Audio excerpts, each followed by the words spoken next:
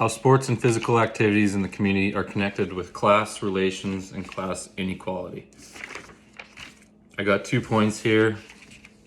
I'll read them off and then I'll give my thoughts as I go. So my first point here is athletes who come from higher income families will have an easier time pursuing their athletic aspirations, while lower income families will have a harder time pursuing the same level of athletics due to money. It's kind of unfair to say that an athlete only got to where they are because of money, but it's pretty safe to say that them having that money and that stability definitely helps them out when they're pursuing their athletic aspirations.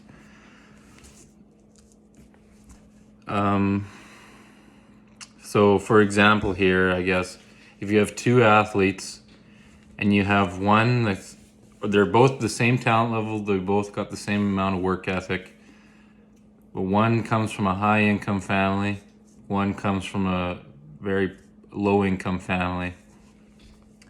It's pretty safe to assume that the person coming from the higher income family is going to have an easier time pursuing their athletic aspirations because they have the money to pay for the traveling expenses, the food, the recovery, the training expenses.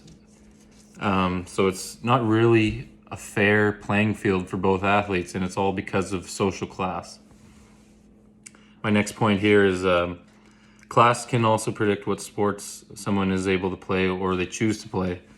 So somebody coming from a low income family doesn't have, or they probably don't have the same amount of options on the table when they're choosing their sports, while somebody coming from a higher income family has more options, more freedom when they're choosing their sports because they have more stability in their income and they don't have to worry about the expenses of sports as much.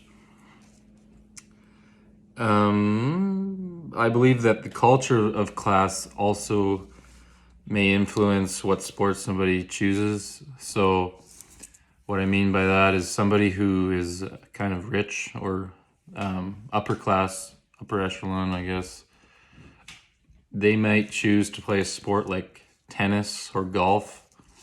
They don't have to choose that. That's just what I'm thinking of right now. And I think while somebody in lower class, they still can play that, I guess, but that might not be their first option just because of money, just because of the culture of those sports.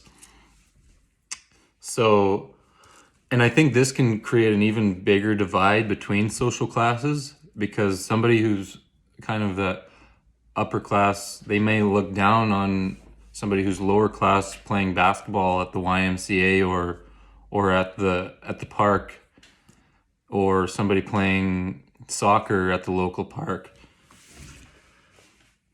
That's basically all I have. Let me know your thoughts.